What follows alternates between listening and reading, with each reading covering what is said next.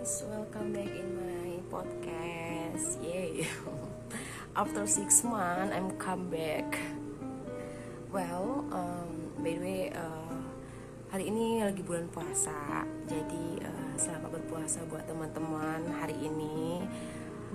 By the way, hari ini aku akan ngobrol panjang dengan, nggak panjang juga sih, kayak ngobrol santai dengan salah satu teman aku yang sedang berada di Mesir.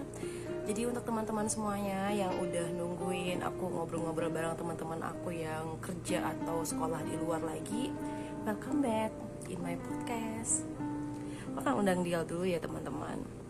By the way, kalian apa kabar nih? Pada sehat kan? Gimana puasanya di Indonesia atau di mana aja kalian berada? Everything okay kan? Suaraku agak sedikit serak karena aku lagi batuk dan pilek. Hai, assalamualaikum kakak. Malam, ya. By the way, I feel confused. Kita harus ngobrolnya pakai bahasa apa ya? Nah, pakai bahasa Melayu aja.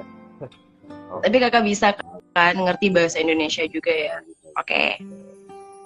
By the way, banyak banget ya buku di belakangnya. Aku jadi insecure sama buku-bukunya. Oke, kalau gitu bisa kenalan dulu nggak kak?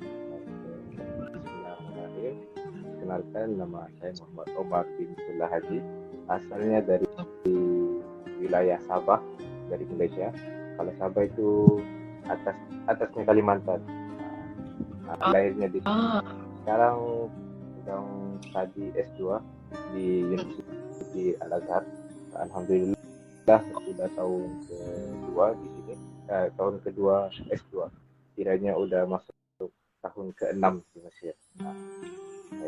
Itu sedikit perkenalan diri daripada saya lah. Masya Allah. Umurnya masih lagi 25 lah. Oke, by the way, welcome to my podcast ya kak. Jadi ini tuh aku tuh sering bikin konten buat teman-teman yang pengen keluar negeri gitu, baik belajar ataupun kerja gitu. Jadi ini hanya sekedar informasi buat teman-teman kita yang mungkin berminat untuk belajar juga gitu loh. Aku bingung dulu. Aku pikir kakak dari Malaysia yang Kuala Lumpur atau gimana gitu. Kalau di Malaysia itu ada 14 wilayah gitu. Cuma yang kan ada dua, terpisah dua gitu. Jadi kakak di perbatasan gitu. Iya gitu. Anak perbatasan ya. Anak kampung, anak desa. Oke, gimana kak puasa di sana? Lumayan biasa aja. Biasa seperti tahun-tahun aja ya. Kalau tahun-tahun sebelumnya ya. Kenapa tuh tahun-tahun sebelumnya? Puasa itu musim panas gitu. Jadi cuacanya hampir sekitar 40 degree Celsius. Ya lumayan panas sih. Kalau lumayan panas ya. Sama sih di Saudi juga panas banget. Kalau sini ya sekarang alhamdulillah puasanya musim bunga. Jadi malamnya itu masih dingin gitu.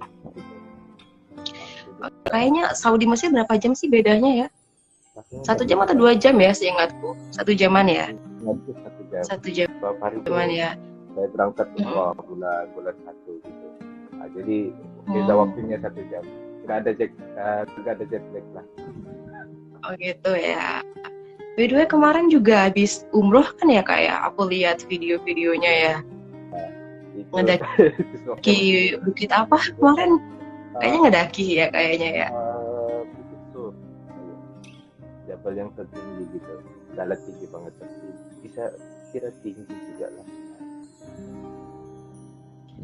Oke, seru banget ya bisa ngedaki sama teman-teman gitu. Kalau aku nggak bisa. Aku di sini nggak bisa ngedaki sama teman-teman gitu. Jadi gimana tuh kak tentang kuliah di sana? Seru kah? Kalau di perbedaan gitu antara negara yang kakak tempati sekarang Mesir sama negara kakak sendiri gitu, kenapa sih kakak tertarik kuliah di sana gitu? Apa sih gitu reasonnya kenapa mau di sana gitu? Kalau secara personal lah memang minatnya ingin studi di Mesir. Memang dari sekolah dari SMP lah, kalau Indonesia kiranya SMA gitu. Kalau di Malaysia sekolah menengah gitu. Jadi sekolah menengah itu udah ada niat untuk menyambung di studi luar negara di Mesir. Jadi memang sudah pasang niat, memang sudah cari jalan untuk cari macam mana untuk belajar di Mesir gitu. Alhamdulillah sampai juga di sini. Dan saya daripada 5 adik-beradik, jadi saya anak yang kedua. Jadi dalam keluarga saya orang yang pertama yang belajar studi di luar negara lah. Dan terus-terusnya alhamdulillah adik saya sekarang ada di Jordan. Dia merupakan apa istilah dia ahli keluarga yang kedua studi di luar negara. Dan kalau ikutkan studi di Mesir ini merupakan minat bapak saya lah, ayah saya, karena beliau sebenarnya dulu ingin studi di Mesir, tapi disebabkan kekurangan uang, keuangan gitu, jadi diserahkan hajatnya itu kepada saya. Jadi sekitar begitu lah. Kalau macam Seru juga. kalau macam kamu ya, macam mana bisa dapat kerja di Saudi gitu? Aku tuh dulu sih sebenarnya waktu aku kan kuliah D3-nya kan International Nursing Academy ya Kak. Jadi di sana tuh pertama kali aku tuh punya dosen aku tuh pertukaran mahasiswa gitu ke Malaysia gitu. Dan kebetulan juga punya dosen dia seorang dokter, tapi dia tuh pernah cerita macam nih. Katanya tuh dia tuh anak desa, tapi cita-citanya itu katanya gitu pengen keliling dunia katanya gitu. Terus dia cerita juga bagaimana serunya saat kamu tuh bisa makan malam di benua yang lain katanya gitu. Saat itu aku pikir wah enak juga ya kayaknya kerja di luar negeri gitu atau sekolah di luar negeri gitu. Tiba-tiba waktu di S1 ketemu juga tuh sama ex Saudi, perawat ex Saudi gitu. Kebetulan dia senior gitu kan. Dia bilang Nurul coba deh ke Saudi katanya gitu untuk 4 tahun yang lalu. Jadi aku coba daftar tuh ke Saudi, akhirnya tembus, tapi di rumah sakit swasta kan awalnya. Kerja juga tuh di sini selama 2 tahun lebih, 2 tahun 3 bulan atau 2 tahun 5 bulanan. Akhirnya kembali lagi lah ke rumah sakit pemerintahan khusus jantung di Saudi gitu. Sebenarnya reasonnya sih nggak secara signifikannya memiliki motivasi yang seperti orang-orang yang ingin mencoba hal-hal yang baru, mendapatkan pengalaman atau salary gitu kan, kebanyakan orang kayak gitu ya Kak. Kalau aku lebih tepatnya pengen ke awalnya sih ke Saudi, pengen ke Mekah Madinah gitu, pengen umroh gitu, dan kebetulan ada kesempatannya, so why not gitu untuk dicoba gitu. Awalnya sih gitu, tapi lama-lama enjoy di sini ternyata. Nyaman gitu. Mau pulang ke Indonesia jadi mikir 2 kali gitu untuk kerja atau sekolah. Tapi ya maybe I will come back next year maybe. Tapi nggak tahu ya, kita nggak pernah tahu masa depan ya Kak.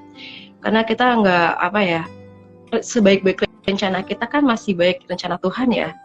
Jadi ya aku sih ikut alurnya aja gitu. Dengan apapun yang terjadi ke depan ya udah lihat Allah gitu loh. Tapi kalau kita bisa berencana, why not gitu loh. Itu kalau macam contoh kan, kamu sekarang pakai visa pekerja ya di Saudi? Apa? Gimana? Visanya visa pekerja atau visa visa kerja? Visa kerja. Kalau pengen mau buat umrah gitu, apply-nya kayak gimana? Kalau di sini karena kita bisa kerja atau bisa pelajar Kak, kalau mau umroh kita bisa pergi kapan aja, setiap minggu pun bisa. Jadi kita nggak bikin kayak kan sekarang kan punya aplikasi kan buat umroh kan. Iya kan, kalau di negara lain kan masuk ke sini harus pakai aplikasi kan. Tapi kalau kita yang domisili sini itu nggak harus pakai aplikasi. Dan juga kalau kita mau masuk ke Raudhah atau mau masuk ke wilayah-wilayah lainnya, nah kita juga bisa melalui pintu-pintu yang lain gitu. Kalau melalui aplikasi kan ada pintu lain kayak 23 gitu loh. Tapi kalau non aplikasi kita bisa masuk dari pintu 31 atau 32 gitu loh. Saya punya banyak ramai juga teman Indonesia. Saya tanya orang gimana orang boleh datang ke sini. Dan seleksi untuk student Indonesia untuk datang ke sini itu lebih sulit daripada seleksi student Malaysia untuk datang ke sini. Dan saya kira memang beruntunglah mereka yang student Indonesia datang ke sini. Sebab rata-ratanya mereka yang datang sini tanpa beasiswa gitu, tanpa minha. Kalau student Malaysia 50% student itu datang dengan beasiswa. Kira masing-masing ada pro and kontranya gitu. Insya Allah ya. Aku tuh sebenarnya ya Kak sangat tertarik banget kalau ngobrol-ngobrol sama teman-teman yang berada di luar negeri gitu ya Kak ya. Jadi kan bisa apa ya, bisa menambah ilmu gitu, menambah pengetahuan gitu tentang negara-negara yang belum pernah aku kunjungi gitu kan. Negara Eropa sama negara Saudi Arabia itu sangat jauh berbeda kulturnya gitu loh. Ya, betul. Jadi menurut aku hal-hal yang seperti ini tuh seharusnya kita bisa kasih tahu ke teman-teman yang lainnya gitu. Ternyata di luar negeri itu nggak menakutkan apa yang mereka pikirkan gitu loh Kak. Karena kan yang secara kita tahu gitu, kebanyakan teman-teman kalau mau keluar negeri itu kan pasti takut gitu Kak. Takut nanti di negara orang kita nggak bisa ngapa-ngapain dengan bahasa yang mungkin kalau awal-awalnya kan standar gitu, dengan pengetahuan juga yang minim gitu loh. Padahal hal-hal yang seperti itu tuh menurut aku bagus gitu untuk pengembangan diri gitu kan, untuk kita mengetahui diri kita lebih dalam gitu. Kita kurangnya di mana, kelebihannya di mana gitu. Menurut aku merantau itu adalah salah satu hal yang paling tepat untuk mengetahui diri kita apa adanya gitu. Menurut Kakak gimana tuh Kak? Bagi saya memang hampir tepat lah seperti yang dicakapkan. Kalau di Mesir kulturnya ini orangnya ramah gitu, suka bermesra dengan wafidin. Wafidin istilahnya kita lah orang yang bukan daripada negara Mesir itu sendiri. Mereka selalu tegur. Walaupun kita nggak bisa bercakap bahasa Arab dengan mereka, contoh ada kekurangan bahasa, kita boleh berbicara melalui bahasa isyarat gitu. Dan mereka akan maaf. Kalau kita tidak tahu satu benda, kita akan tanya, macam contoh kita pergi ke pasar, tanya buah ni al-fakir di sini, buah ni namanya apa, mereka akan beritahu. Mereka faham kita wafidin dan mereka akan ajar kita. Itu kalau kulturnya di Mesir lah. Cuma dia mesranya orang Mesir ini ada tahapnya juga. Kita kena berhati-hati juga. Takutnya kita yang ditipu. Contohnya dalam harga, kita macam beli barang kan, mau tanya harganya sekian-sekian berapa gitu. Jadi kita harus bijak, harus pandai. Takut diletakkan Membawa harga diri ya, takut diletakkan harga yang lebih tinggi dari sepatutnya. Gitulah kalau di Mesir tuh harus bijak mencari membawa diri semua. Kena lebih berdikari lah. Kalau cowok sih nggak ada masalah, cuma kalau cewek ya lebih berhati-hati lah. Sebab kita tahu kulturnya orang Arab nih gimana gitu ya. Mungkin kultur untuk Mesir sama Saudi sendiri saya pikir itu nggak terlalu sama ya Kak ya, karena aku tuh beberapa kali ketemu dokter atau perawat-perawat dari Mesir juga contoh, dan mereka tuh ya mungkin orang Saudi sama orang Mesir lebih kalau bilang apa ya, kalau bilang soal aturan gitu, orang Saudi lebih aturannya lebih ketat ya Kak untuk beberapa hal gitu. Kayak untuk sekarang kan peraturannya kan udah banyak berubah ya Kak. Kalau aku 4 tahun yang lalu di Saudi, jadi cewek-cewek itu belum bisa nyetir mobil sendiri gitu loh. 4 tahun yang lalu.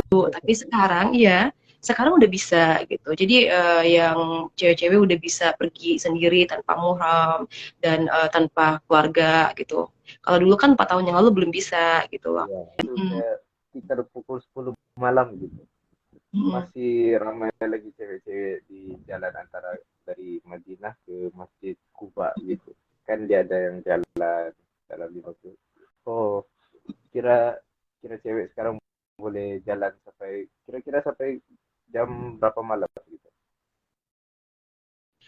Aku sih kurang tahu ya Kak kalau berapa itunya. Tapi yang jelas tuh sekarang udah kayak lebih terbuka gitu loh untuk aturan-aturannya gitu loh. Kan kita tuh sebenarnya gini loh Kak.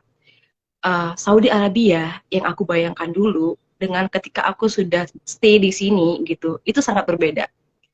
Kakak dulu juga pasti mikirnya, oh Mesir Ya, itu ya, gimana gitu dalam bayangan kakak sebelum kakak tinggal di Mesir gitu ya. ya. Nah menurut aku itu hal yang benar-benar yang membuat aku tuh speechless gitu dengan Saudi gitu loh. Kerjanya dari pukul berapa pagi gitu? 9 pagi atau 8 pagi? Apanya tuh, start Oh, kerjanya atau gimana? ya, tempat kerjanya.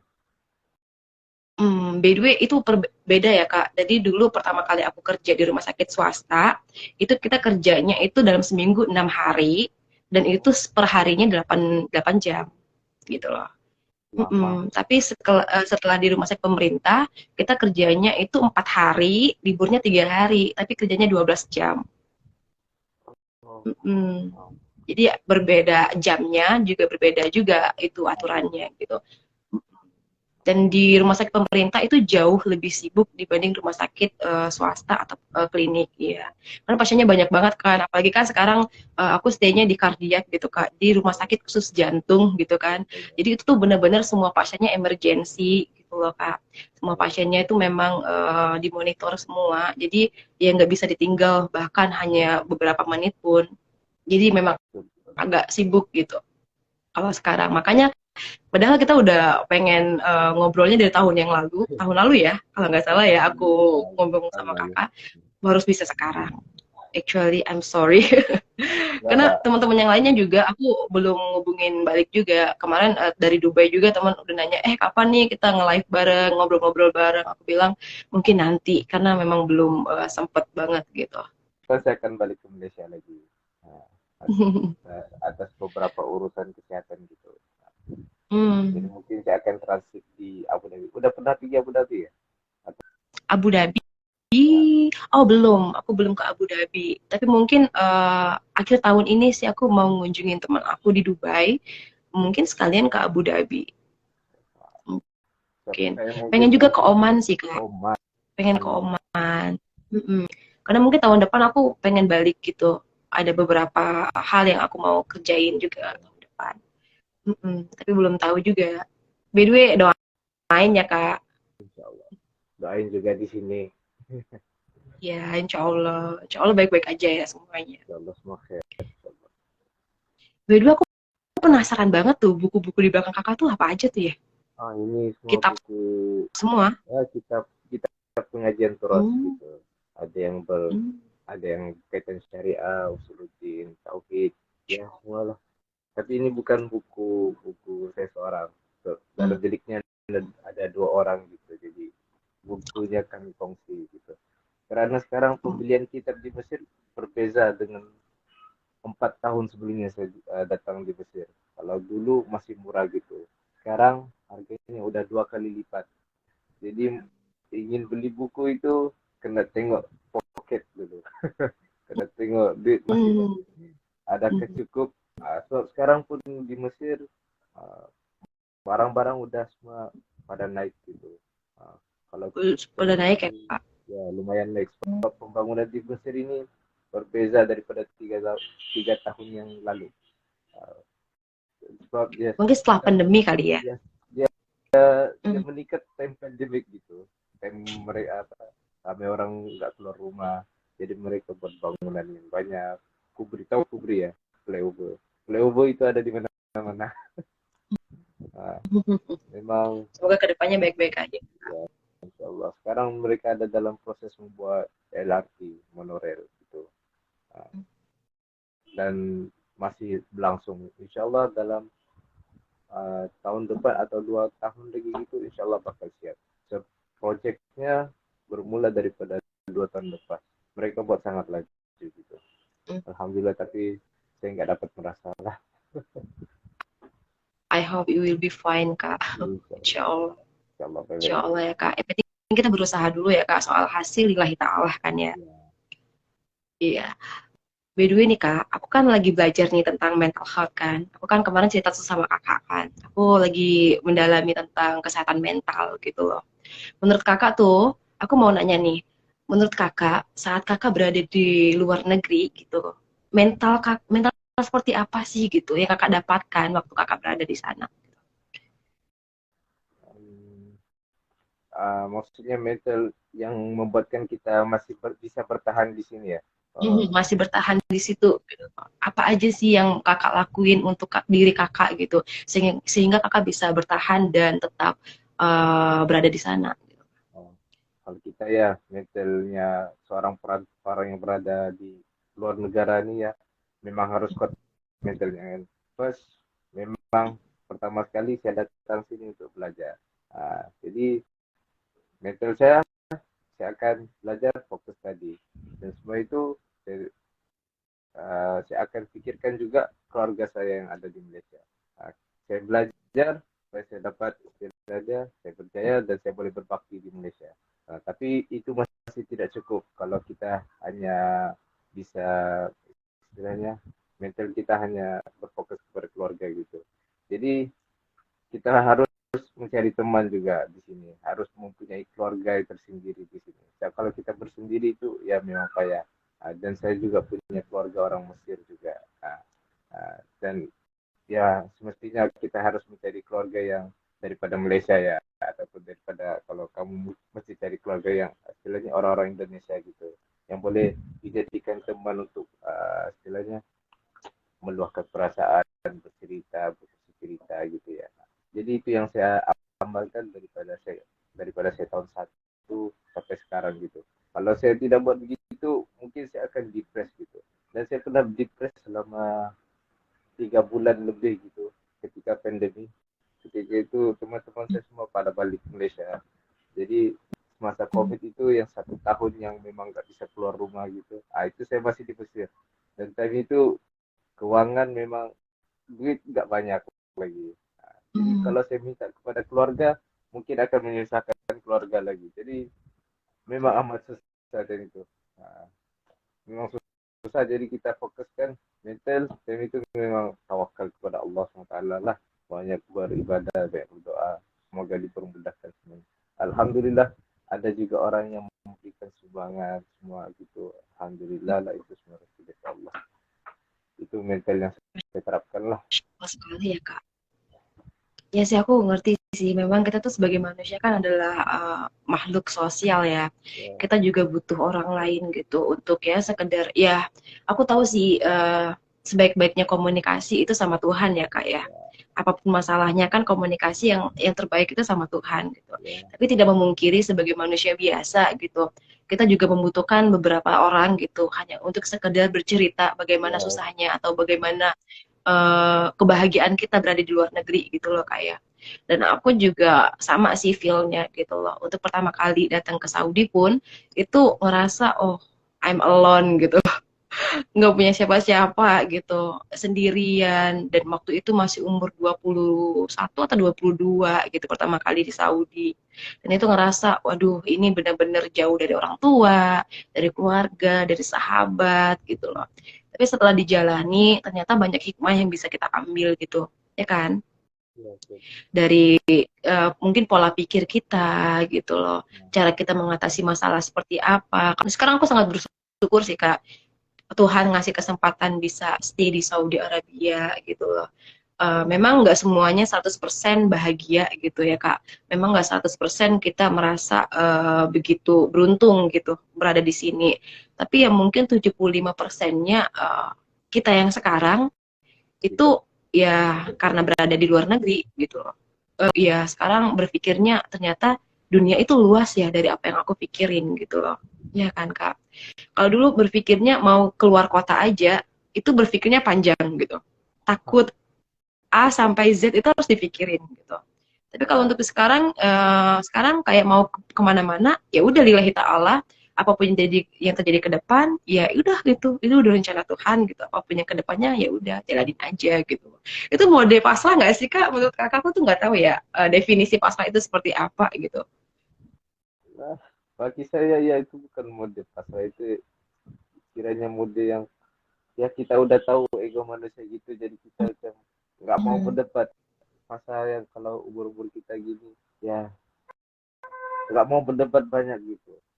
Kalau saya Hmm. macam contoh ya, kalau orang-orang muda yang baru datang Mesir ya, yang macam jenis-jenis yang baru datang Mesir itu, kalau macam jumpa orang Mesir, perangai orang Mesir nih dia berbeda ya. Kadang suka begaduh gitu, suka begini. Ah, jadi kalau saya sudah malas mau berdebat dengan orang Mesir, saya tahu perangai mereka macam mana, ya sudah saya mengalah. Hmm. Nah, tapi kalau itu yang berpaut dengan hak saya akan perbetulkan, istilahnya saya akan menangkap. Tapi kalau hanya masalah kecil atau sepele gitu ya, saya biarkan aja gitu. Tapi kalau macam yang junior-junior yang baru datang ke Mesir, ya mereka kan ya suka suka begadang gitu. Tapi seiring berjalannya waktu, insya Allah mungkin mereka akan paham juga perangai orang Mesir itu kulturnya gimana ya. Bukan aja kita pasal, tapi kalau kita perdebatkan dan perpanjangkan lagi masalah itu akan membawa kepada masalah lain gitu. Jadi kita mengambil tindakan yang istilahnya tidak membawa masalah yang lebih besar. Hanya cukup biarlah berhenti masalah itu sampai di situ. Itu Jadi menurut saya sih. intinya biarlah waktu yang menjawab gitu ya Kak. Ya, Biarkan waktu yang memberi jawaban yang tepat gitu. Itu sih konsep yang ketika aku udah capek banget dan putus asa dengan apa yang aku pikirin sih. Jadi aku biasanya kalau seandainya aku lagi menghadapi satu masalah, terus aku nggak bisa menyelesaikannya, jadi aku biarin aja masalah itu lewat dan sampai waktu menyelesaikannya gitu. gitu. Terus, by the way, aku tuh pengen banget loh Kak belajar banyak hal tentang ya mungkin aku bukan apa ya, bukan orang yang memiliki ilmu yang banyak tentang agama gitu loh kayak maksudnya kan di Indonesia gitu waktu di sini juga pengen banget tuh belajar lagi tuh dari teman-teman di Al Azhar gitu karena kan yang setahu aku dalam bayangan aku gitu teman-teman yang di Al Azhar itu belajar kitabnya lebih banyak dibanding kami yang di sini gitu loh mungkin kapan-kapan bisa dong kakak ngobrol-ngobrol lagi gitu dengan aku dan teman-teman aku yang lainnya gitu karena ternyata teman-teman yang lainnya juga banyak banget gitu pengen ke Al Azhar gitu loh. Kalau kakak kemarin tuh dari program apa sih kak? Oh, bisa. Atau Kalau jalur mandiri? oh, enggak. Jalur daripada kerajaan juga. Ya, kalau program yang di Malaysia, saya rasa berbeza sedikit dengan yang di Indonesia. Kalau macam uh, kami ada istilahnya khusus, namanya sijil tinggi agama Malaysia gitu. Jadi harus ambil sijil itu dan harus lulus dengan pangkat jahid sekurang-kurangnya untuk masuk ke University Al Azhar gitu. Nah, itu untuk lulus masuk ke University Al Azhar. Jadi untuk pergi ke sana sama ada boleh datang sendiri, tapi untuk proses tawaran istilahnya uh, surat tawaran university gitu ya, yang membolehkan kita masuk ke university itu Kementerian Pendidikan yang akan keluarkan pengadilan tinggi dengan kerjasama Universiti Al Azhar. Dan surat itu kita gunakan untuk pendaftaran di Universiti Al Azhar.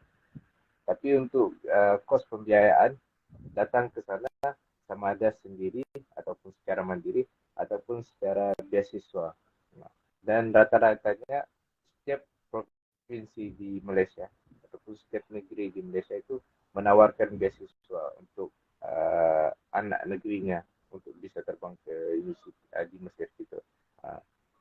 Uh, Hampir 70% gitu yang menawarkan.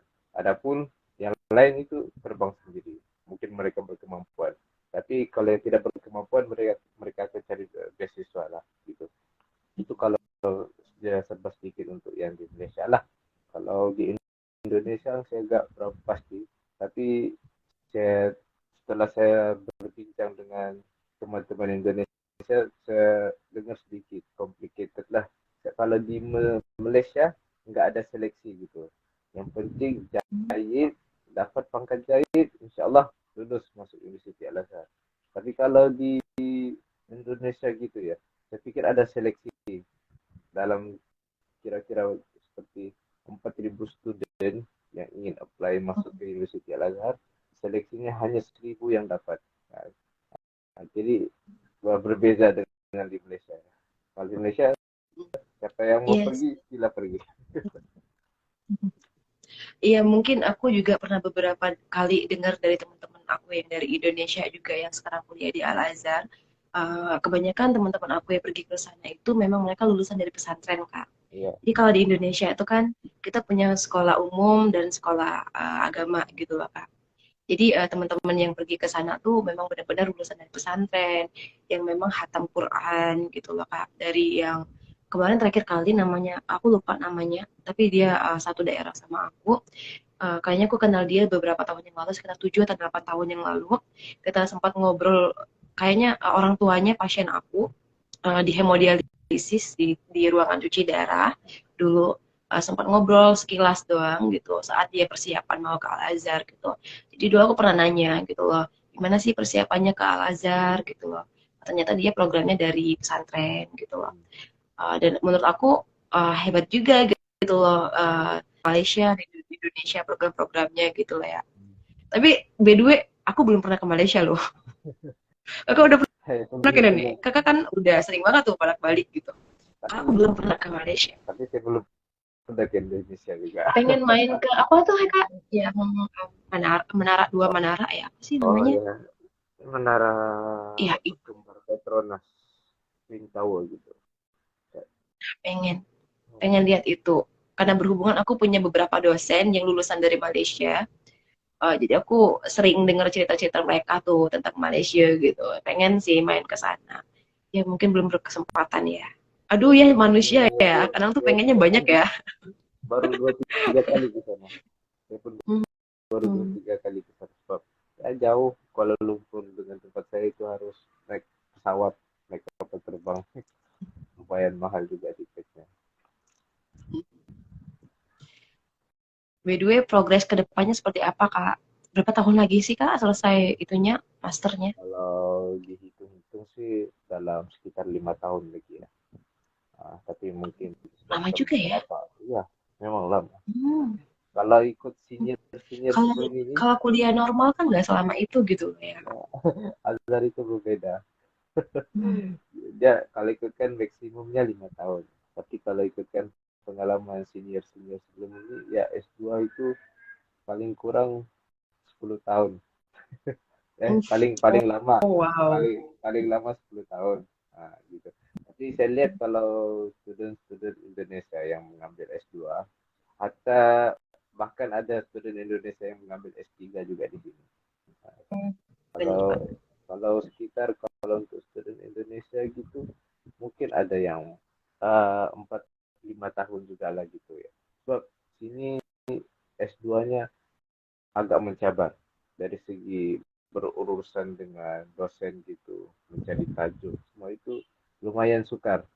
Ingin mencari tajuk yang tidak sama dengan tajuk-tajuk sebelum ini, harus pergi ke semua fakulti universiti yang semua fakulti di seluruh Mesir ini, harus pergi ke sana cari di universiti itu, bukan melalui online, bukan melalui komputer.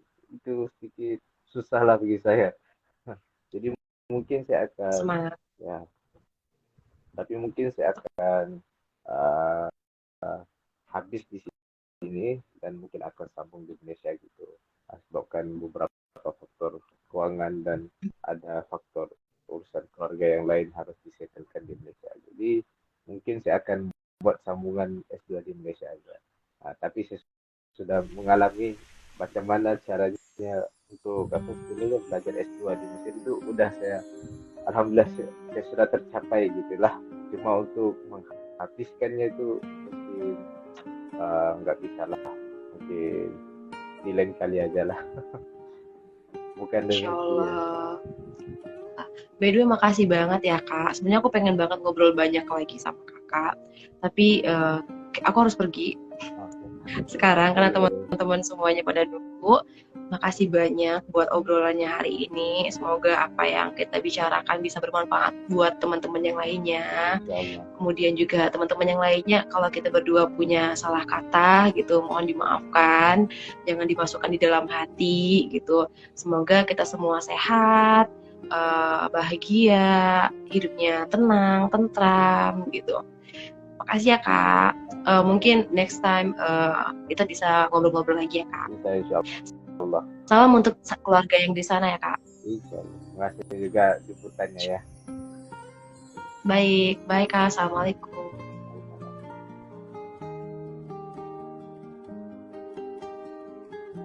Oke, well, teman-teman semuanya, makasih ya udah dengerin obrolan aku sama salah satu teman aku yang sekarang sedang bekerja, bukan bekerja ya, sekolah di Al-Azhar. Aku harap semuanya bisa mendapatkan hal-hal yang positif dari pembicaraan kita. Ya, kalau kita punya salah kata atau prinsip kita yang berbeda, kita mohon maaf, tapi kita nggak menjurus dalam beberapa hal yang mungkin konteksnya tidak sesuai dengan apa yang kalian pikirkan. Pokoknya kita ngobrol untuk berbagi cerita, berbagi pengalaman buat teman-teman semuanya. I hope you will be happy and then always healthy gitu. Dan selamat berbuka puasa untuk di Indonesia dan wilayah Asia lainnya. Dan untuk teman-teman yang berada di negara lain, selamat menunggu berbuka puasa, dan semoga Ramadan kali ini menjadi Ramadan yang bermakna, yang menjadi lebih baik lagi dari tahun-tahun yang lalu. Sampai ketemu lagi. Assalamualaikum.